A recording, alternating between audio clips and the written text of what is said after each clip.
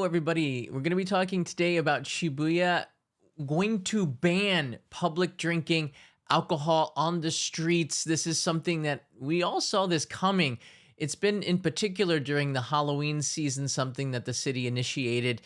A lot of reaction to what we've been seeing on the news here in Japan at this time. But NHK World broke this story, or at least reported about it on June 1st, and the Western media outlets started to post this on June 3rd. This came in, as something of a, oh, okay, we expected that, and I'm happy to report that local residents will finally be able to clean up the neighborhood just a little bit, and we'll talk a little bit about the reaction to why. Now, this is the NHK World article in here. It headlines Shibuya to expand ban on street drinking year round. I think the local authorities, especially the mayor, really has a lot on his plate. There's a lot of other things to deal with in Shibuya than this. And this is in light of what happened way back in a few years ago in Seoul, Korea at Halloween. We had places where there was just too many people crowded in the streets, and a lot of people lost their lives as a result of it. You just cannot control a mob, in particular, a drunk mob.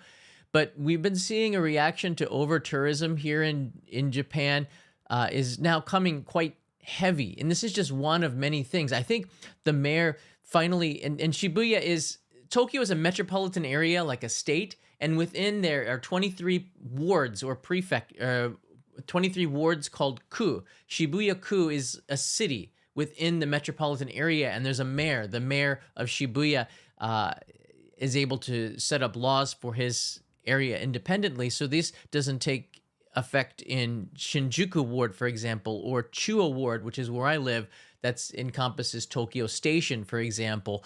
So this is something that's just going to impact one area. Shibuya, according to the article, the rules are that the drinking is just being proposed, this ban, and it won't take effect until October, which is when the public drinking ceases because of the Halloween events there. This is sort of good news in the sense that they're probably going to continue with the Halloween events in Shibuya the way that they are, the status quo. A lot of people are coming here to Japan, in particular in Halloween, to celebrate Halloween. I'm not sure exactly why, because I'm not a big fan of Halloween. I know everybody is different. I like to trick or treat. I like to have party. I don't know. It's just not my cup of tea. But what it has done is it's caused a lot of problems in Shibuya. A lot of police have to be hired for it. A lot of tax dollars go down the drain.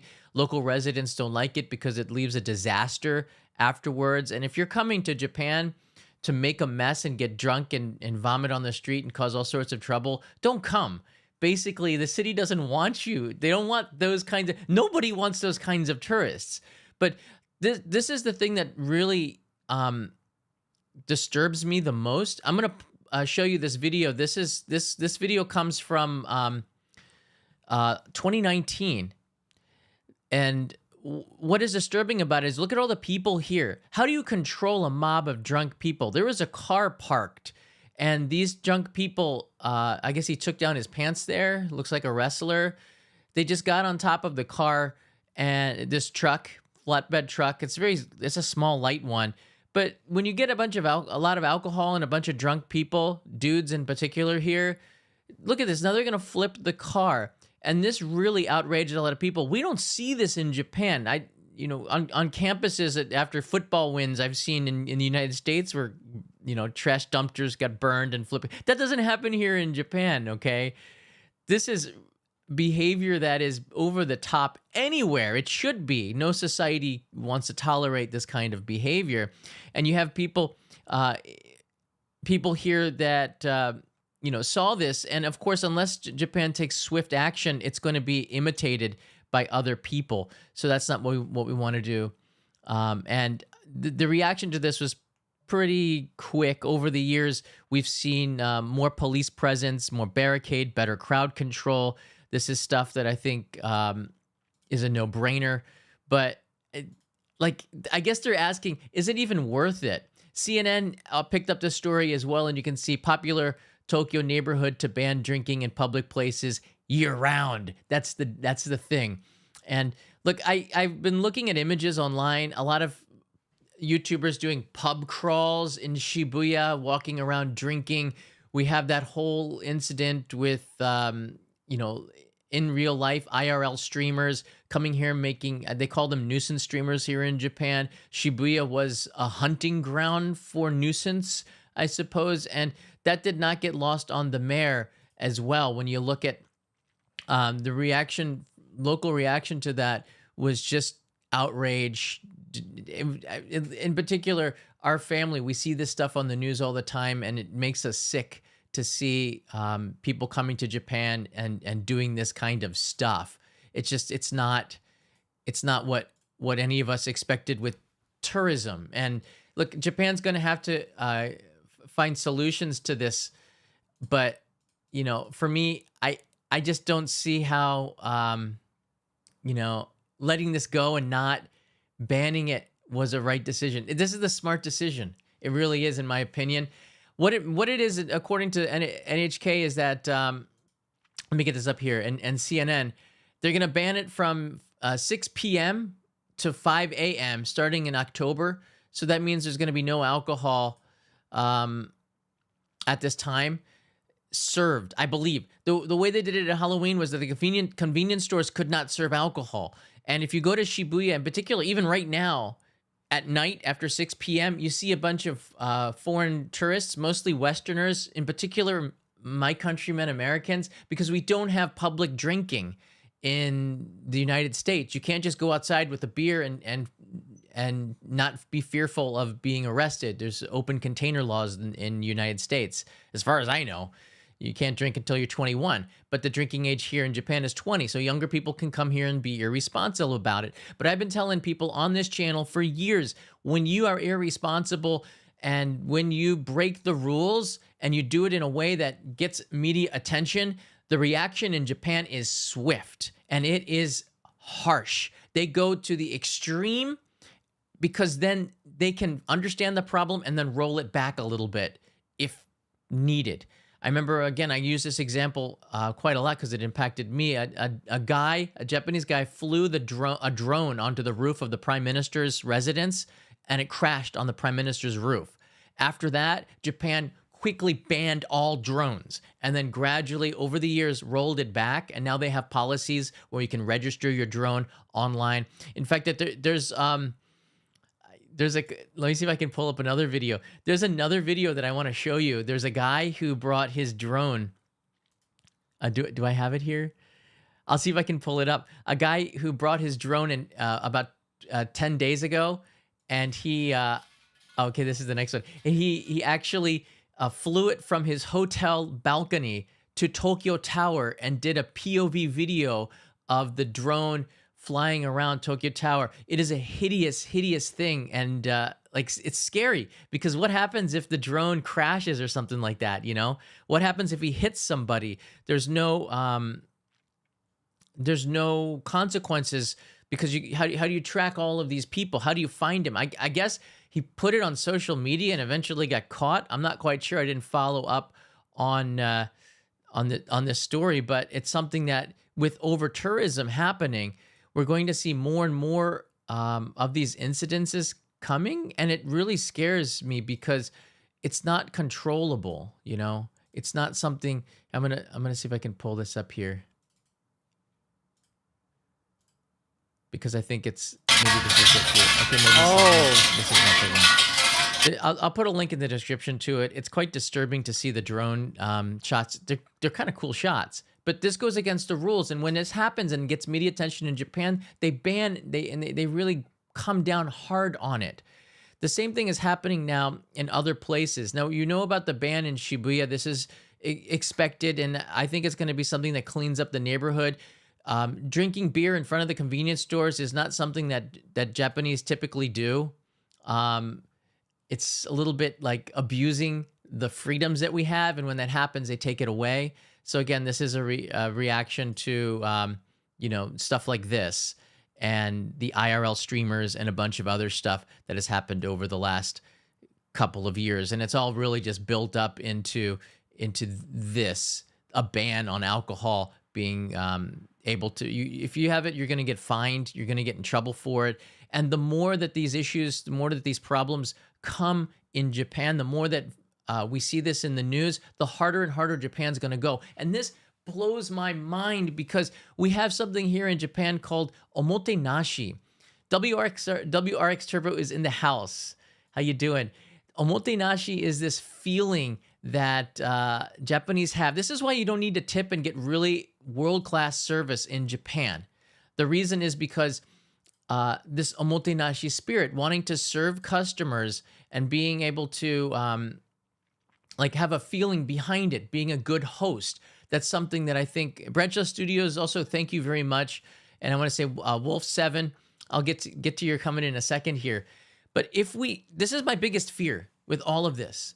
If Japan starts to change the way that they see foreign tourists just because of a select few, and this is bound to happen, I think we're going in this direction. What happens to that omotenashi spirit, that feeling, that desire to serve customers at such a high level? Does that change? Does that go away? And now we see not a deterioration of it, but just less smiles, a less desire to want to work with foreign travelers. It's just something that scares people here. Japan is still an island. It's people are seen as coming into the island, and any island, and in particular Hawaiians, know that there are mainlanders and then there are islanders who understand things a little bit better because the island works in a specific way. Japan, although a big one, is an island. And people, have this feeling, we're welcoming, just like Hawaii, of people coming from the outside. There's a spirit behind it, just like Hawaii, the aloha spirit. You get back in the 1970s, I remember seeing the Brady Bunch, and you get the lei around your neck when you get off of the airplane. When I went to Hawaii, that didn't happen. But they're quite used to tourists now. But that feeling is something that we get here in Japan. And I don't know if you guys understand this, but the reason why you get such good service from people is because of that word omotenashi, that feeling and desire from Japanese to be good hosts to you, to be presenting, the best of themselves, and you don't have to tip for that. But as we get more and more into people taking advantage of that, in particular, just the tourists that are coming here, perhaps it's just too cheap to come here. Japan's going to grapple with this issue for a long time. It worries me as somebody who lives in Japan now in my 26th year to see that possibly this industry is going to change in the wrong direction as a result of what's happening. And it's happening more and more. And I'm going to show you something that's really outraged me and my wife as well.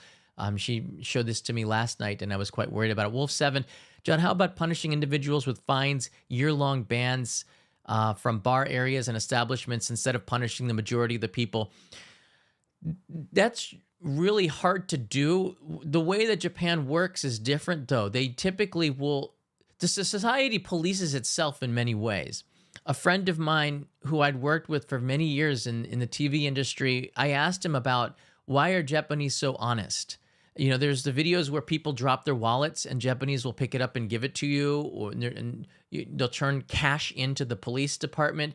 The reason is that it's something, where he said this expression, he said, the sun is always following you. The sun is always watching you. So you always feel watched by society. So society polices itself in the sense that people, and I'm not talking about every Japanese. I'm talking about what he told me about it. This Japanese guy.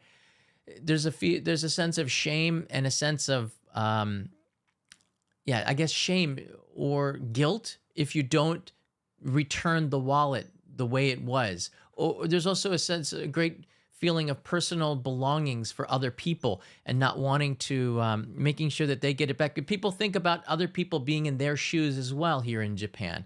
It's about a community. We all know about the team feeling here. It's not about the individual, it's about the team. You really feel that the longer you live here in Japan. Communityism is important here, especially with separating your trash. Maybe that has something to do with it, but I'm sure that they're going to find solutions over time, and it's going to take some time for them to do that.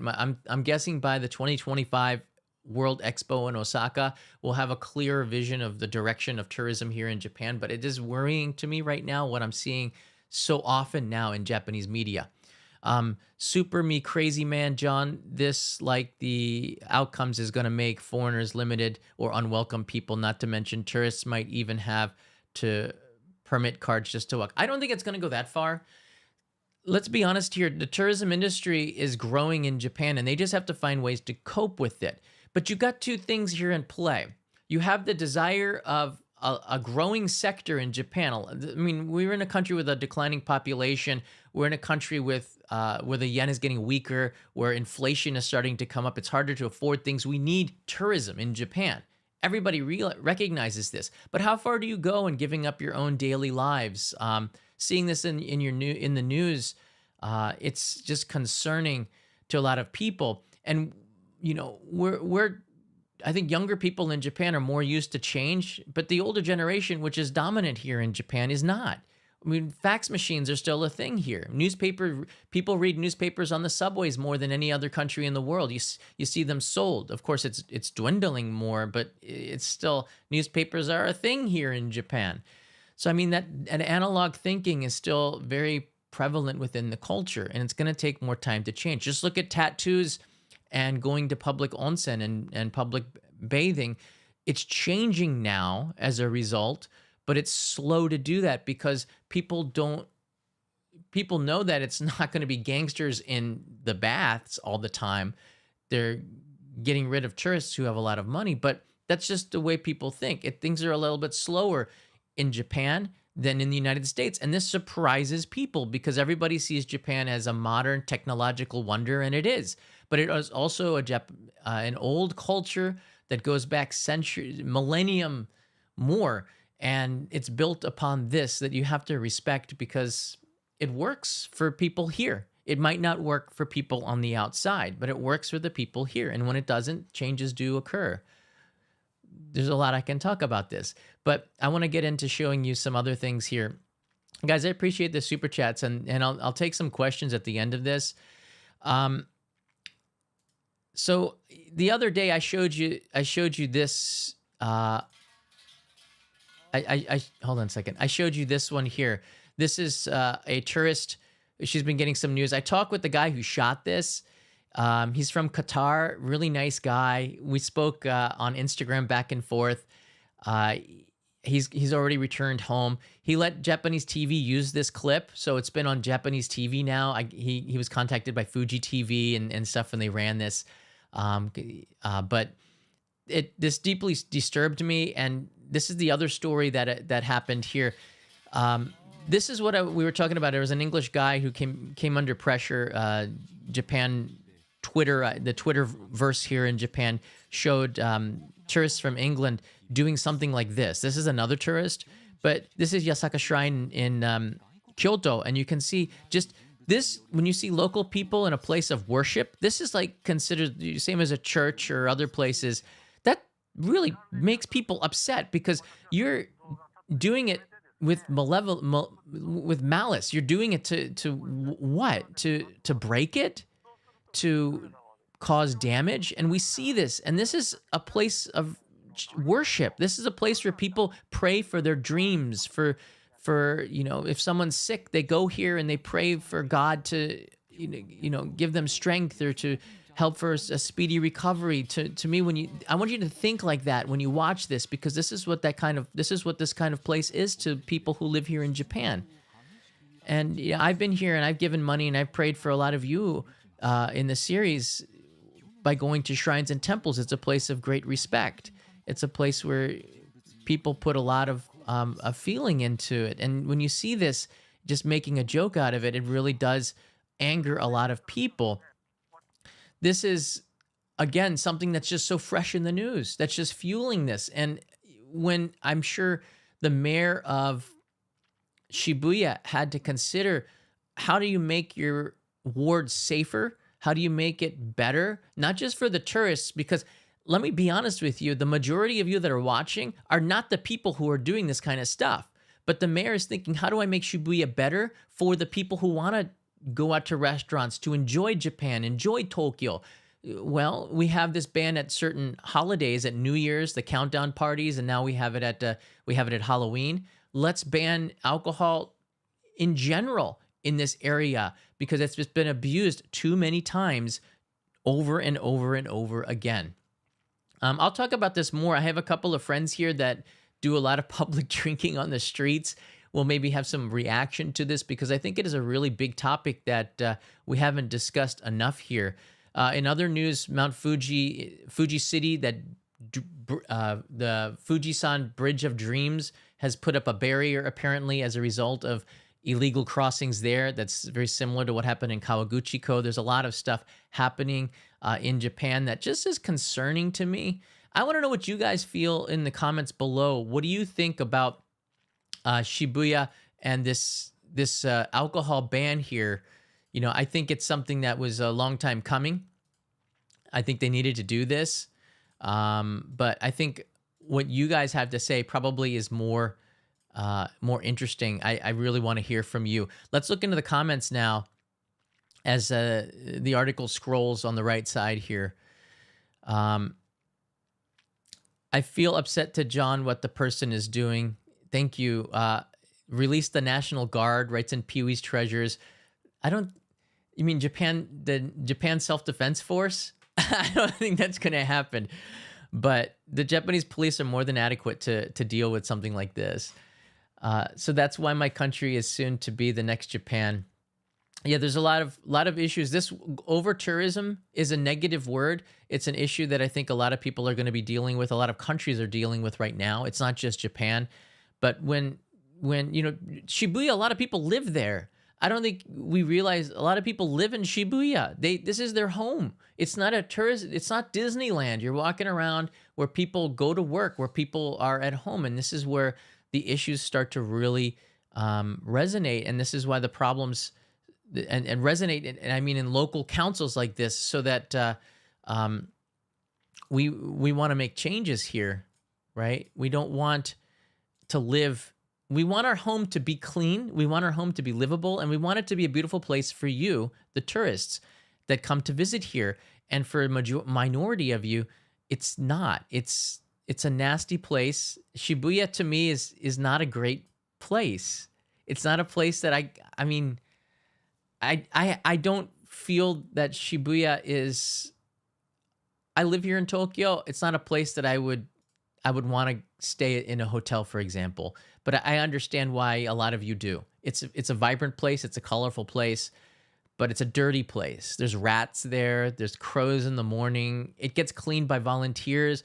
And I know that the mayor is doing his very best to try to change the situation there. It's going to take some time. This is the story that I wanted to show you. This came from Time Out, and I'll be talking about this a lot more. Let me see if I can get to the top here. Fuji City to put up a barrier or a wall again. I think that there's no other way to do things. They think that a wall will really help here. Now the wall, I guess it's going to be of the same barrier. It's not really a wall, it's a screen. Kawaguchiko, for some of you might already know this, but Kawaguchiko, see if I can get this Fuji City story up here. Kawaguchiko is the city that has put up the wall to block the view of Mount Fuji. And the result was that it wasn't a wall, it was a screen about 2 meters high. Tourists poked holes in it and now are taking pictures looking through that hole, which is sort of disturbing in itself. So Kawaguchiko Lake Kawaguchi City is now putting up a better wall. And this is a story that keeps on giving for me because I don't know where this is going to go. It seems like it's a disaster waiting to happen.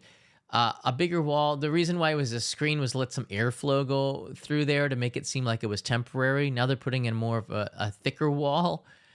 Where's the next step? A even thicker wall than that? How about policing the other side of the road? Like, I think that Kawaguchiko really needs to have some foreign residents in there who know how Westerners think to come up with solutions that really help. Because I don't know who they're consulting here.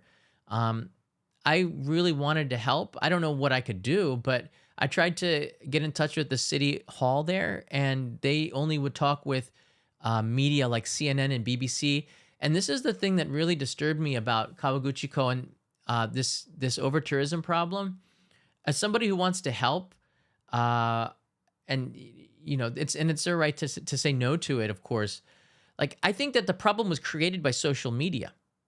I think it was created by everyone taking pictures and putting it on social media. Wouldn't it make sense that Kawaguchiko would use social media to be able to fight off the challenges that they have as a result of social media? Instead of going to mainstream media, they would go to social media influencers and creators who want to try to help to solve the problem. I mean, I just was asking somebody at the city hall to kind of explain to me, what are the issues here? What is the problem? Can you tell me officially what's going on? And they would only do that through mass media, which just disappointed me. And then I went to the neighboring town of Fuji Yoshida, which has been dealing with over-tourism in their own way. And the city hall was absolutely happy to talk with me. And I got a chance to interview people at the information office at the intersection, which is in question. And they're doing an amazing job of turning it around. So I just think that, it takes time for regions and cities to come to a solution. And each city, each municipality has different solutions to these problems. Some places where the city council might be older have older solutions, like put up a wall. Places that have more younger, I guess, forward-looking solutions, they're probably going to do something what Fuji Yoshida did, which is a lot more successful. So I don't know what's going to happen with over-tourism in the next 18 months, but I think we'll know for sure in the next 18 months the direction that Japan is going to take with over-tourism, and we're going to have some trial and error. And I think for me, and for a lot of you that are watching, it's going to be the Osaka Expo in 1 year from now. Actually, less than 18 months, about 1 year from now, that really sets how Japan is going to handle and deal with this. Because I know that Japan has a lot of pride in the World Expo. Maybe it's not a big deal to a lot of you, but in 1970, Osaka hosted the World Expo. The world came into Japan. This is 6 years, a few years after the Olympics in 1964, 6 years. It was Japan looking at the future. The Shinkansen was going on. Vending machine coffee was introduced at this 1970 World Fair in Osaka, and Japan sees it the same way that they saw the 2020 Olympics, 2021 Olympics. This is a kind of looking to the future. They got the Olympics in 2020 and the World Expo in 2025, which is kind of cool. The same thing with the Olympics back in the 70s and 1964. So we're going to see Japan really ramping this up, and the solutions that they have for this over-tourism, I think, are going to be confronted with technology, and you're going to see a lot of that at the Expo. The way that they handle the Expo, they want to have all of the wrinkles ironed out by the time that happens. It's a big deal here in Japan. I don't know about the world anymore. I don't know how big the World Expo is anymore, but in the 1970s, it was a very big deal. We saw some groundbreaking stuff at that one, and we're hoping to see that again. I'm really curious to see your comments in this. Please do leave something for me down below, and I'll come back on and talk a little bit about some of the other issues that I really want to show you, like drone usage increasing and causing a lot of problems. Again, you can be fined up to 500,000 yen, which is about $3,000 or so, by using a drone in the city, like in Tokyo. It's like a big no-no. There's signs everywhere in Tokyo. If you just look at the drone map of where to use it, the entire city of Tokyo is red. So just keep that in mind. You can't even fly without you can fly if you have a permit, but you have to apply, and it takes about 3 weeks. My friend Paolo from Tokyo has a guide on how to apply for that permit, because it is, it's a bureaucratic process. But you can get them, but you have to apply for the permit and to do that. And we're not seeing that. You also need to register your drone before you come to Japan now, and there's a website to do that. And of course, there's other issues happening with Mt Fuji and the episode that really disturbed me and my wife, and I'm going to come back and do something with this maybe tonight, was what happened at Yasukuni Shrine. Some of you might know this story. It broke yesterday. A Chinese influencer from Shanghai was here, and he recorded himself peeing on Yasukuni Shrine. The entrance, there's a sign written in Japanese kanji in front of the massive torii gate at Yasukuni. He peed on the entrance, and then he spray painted toilet in red on the sign. Um, and then he filmed it and he said some really vile stuff. And the government of China reacted to this and said that they hope that people protest in better ways. And then they had a side swipe and said that we hope that Japan deeply considers what happened, during the war episode. We're talking like generations ago. This is East Asia. Things move slowly, as I said, and there's a lot of history here. And me being non-Japanese and non-Chinese, that it's not something for me to even talk about. I've tried to. I can't. It runs deeper than my even my own understanding, and I have to respect that. But vandalism, peeing in public, especially in a shrine, it's not tolerated, and the fines would be there. He flew and returned back to China before the authorities figured this out, and the reaction in China. There's a lot of people in China that have rational thinking and are very outraged by this as well. So it's not just Japanese and the rest of the world. There are Chinese people that are outraged in China about this too. But there's also a minority of people that are applauding it, and it's a despicable thing. It's not something we want to see. And I'll talk a little bit more about this and maybe go out there to Yasukuni and try to get a better understanding of this. Look, I just want to end this episode with talking about all of these occurrences are happening in a very quick amount of time, and it just means that Japan is waking up and starting to recognize the issues with having so many people here. Japan is breaking records every month. 13 million tourists a month are coming to Japan. We're going to pass 40 million tourists in a year, which is a milestone. But I'm not sure if the government really considered what happens when you have this many tourists come to a country. It changes. I mean, 40 million tourists over the course of a year. The population is declining here. We don't have enough workers in the tourist industry. There's so many challenges. There's more opportunities for Westerners, for neighboring countries to come and work in Japan in the tourism industry because Japanese can't speak English as well, something that they're getting better at. We're getting better at here in Japan because I used to teach English, but it's something that it still struggles in a lot of places. There's going to be a lot of challenges for Japan in order to get to that next level. But my feeling is that in a country where things move slowly in Japan, and I'm not talking about the technology, I'm talking about the society where societal things change more slowly. Having the tourism come in within the last 10 years, from 2015 to 2024, it has been a boom, literally a boom. The pandemic should have been a time where Japan reflected on this and prepared for what was going to happen, but they didn't. And I think that that's a big failure. But I think from this, you can learn a lot. And we're learning as quickly as possible. And these experimental solutions, like a wall at Kawaguchiko, or whatever happens with what happened at Yasukuni, they now fenced it off apparently, so you can't even approach the sign. We're going to see how they work out, and the rest of the country is also watching. When I was in Shirakawa-go, which is a beautiful town in Gifu that is very popular with foreign tourists, it's a feeling of going back in time in Japan. The local media that day was saying that they had hired a consultant to help them with over-tourism problems, in particular, should something negative arrive. When I talked with officials at Fuji Yoshida, they all were in agreement. In particular, the person that I interviewed, like everybody believes that this word over-tourism is a negative thing. Fuji Yoshida wants more tourists to come. It has changed their city for the better.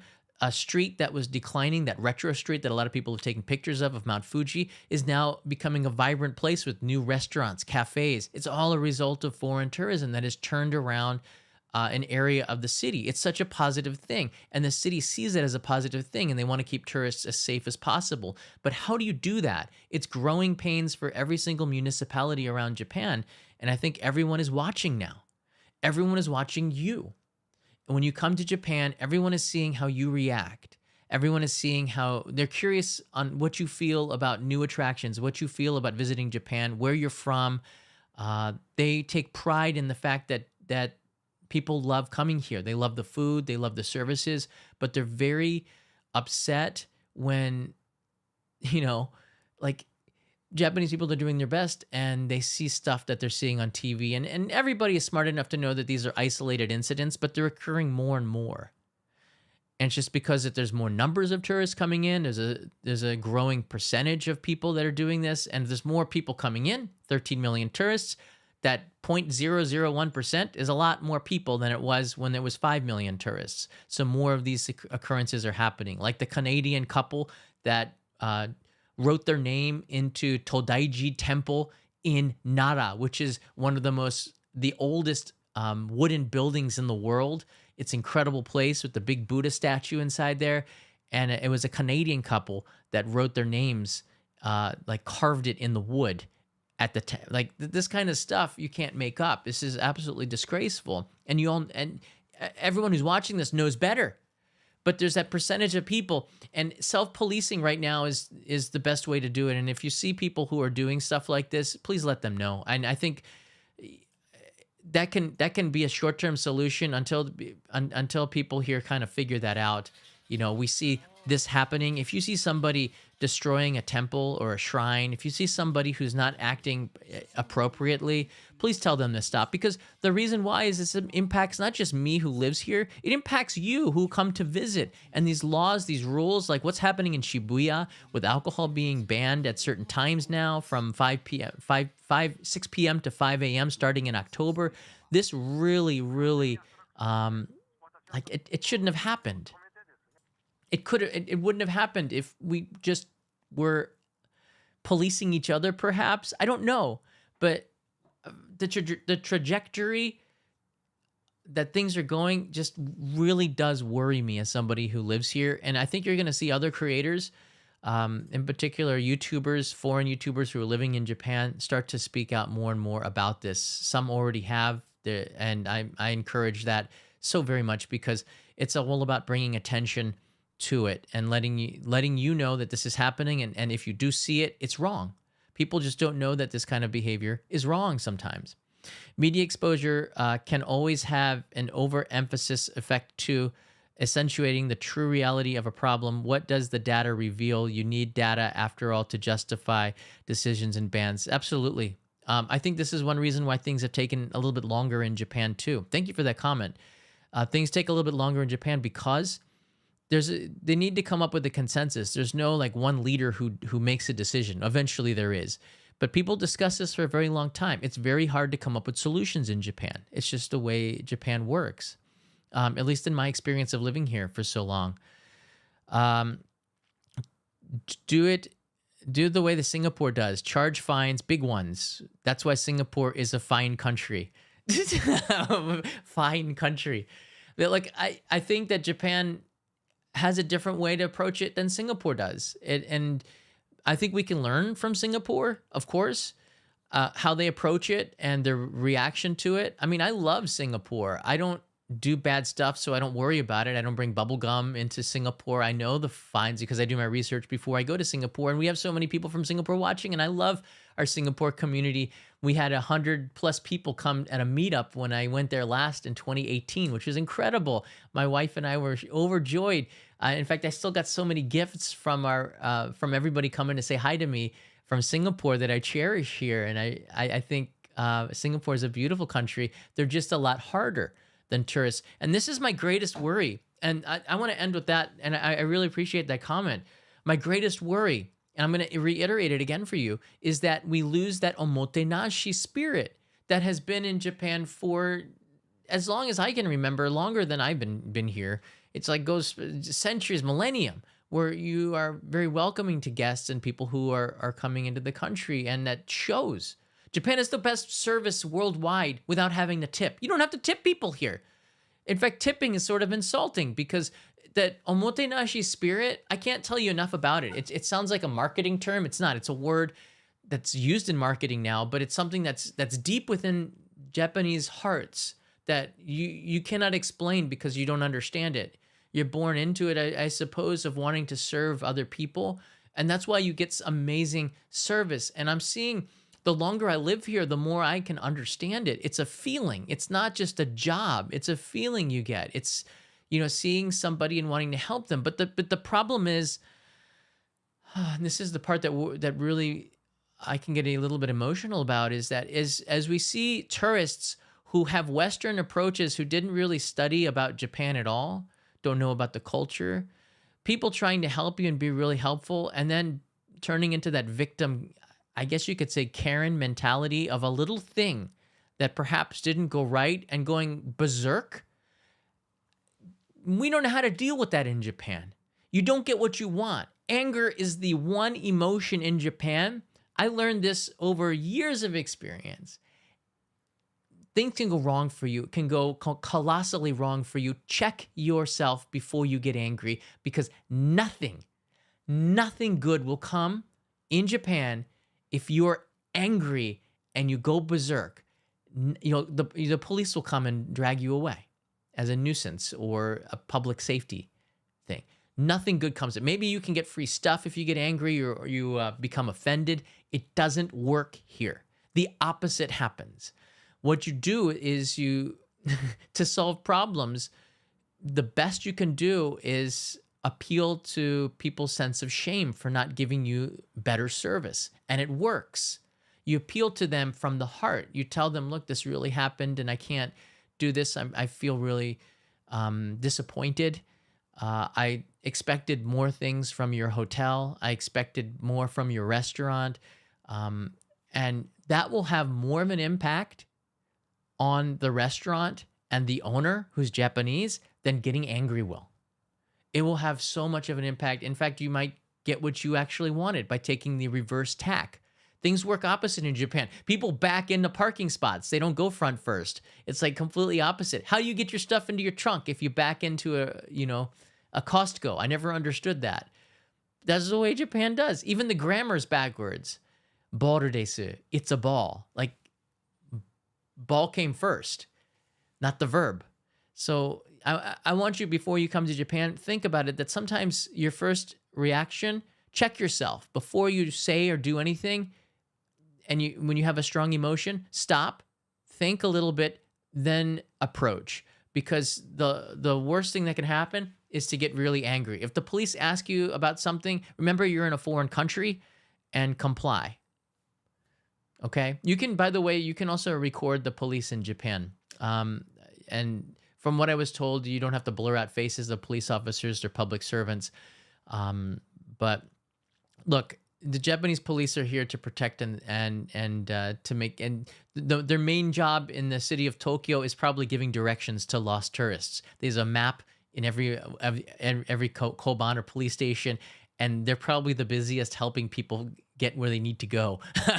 They're very, very good people, very helpful people, but they're also people who are very protective of their community as well. And the law enforcement here, I've always been very respectful of them.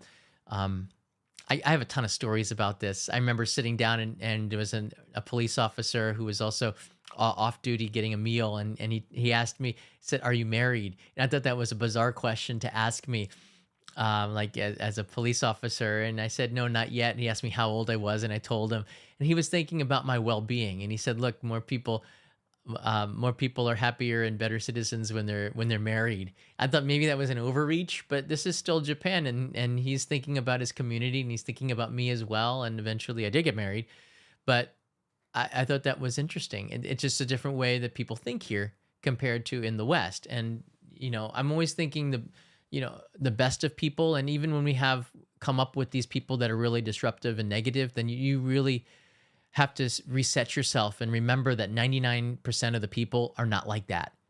And if you just start to change who you are as a person, reacting to negativity, that's the worst thing you can do. You always have to stay positive, and you always have to stay looking forward to and being hopeful of the future. And I hope that Japan does that. Despite all of the stuff that we see, IRL streamers, saying bad stuff on subway trains and talking about disasters and war and mass deaths, and you see this stuff and it hurts you. But I hope that this doesn't impact the way that Japanese feel about the 99.99% of tourists who do come here and follow the rules and do things the right way, because that omotenashi spirit that Japanese hold right here, that means a lot to all the visitors that are coming here. And it's a reason why a lot of you do come back to Japan as well. Repeating to Japan is huge. So many people do come back here as a result of meeting the people in the tourist industry. It's authentic in that way. People are giving you the services from the heart. And I know a lot of you probably feel the same way. All right, that's all that I got. I could talk to you forever about this, but I'm gonna reset and talk about some other issues that are really big on this over-tourism challenge. I like to think of it not as over-tourism, but growing pains for Japan's tourism industry as it gets bigger and bigger. I think this is important news for you because it's happening here in Japan, and what people are thinking here will be the trajectory, the future of your visit to Japan. It really will be, and I want it to get better, not to get worse in that way. All right, thanks everybody for the comments. I appreciate very much the super chats. Leave a comment below and I will get to it and maybe include it in the next live stream.